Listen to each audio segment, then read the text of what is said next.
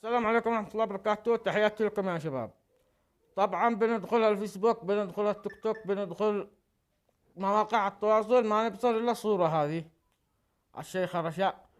يعني الشعراء وكلهم بيهدلوا على، يعني عاد الشعراء بيتغزلوا بها ومدري ما هو. يا أخي أنتم قليل الملف، أول مرة تشوفوا وحدة تطلع بالإبداع هذا ولا كيف؟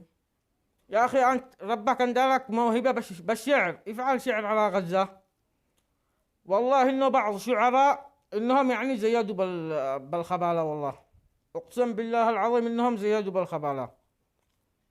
يعني اخواننا في غزة بيموتوا وانتم فارحين لي بانفسكم، هلا يا رجال معاكم خبر، اقسم بالله انهم بعض شعراء حق ورعاء.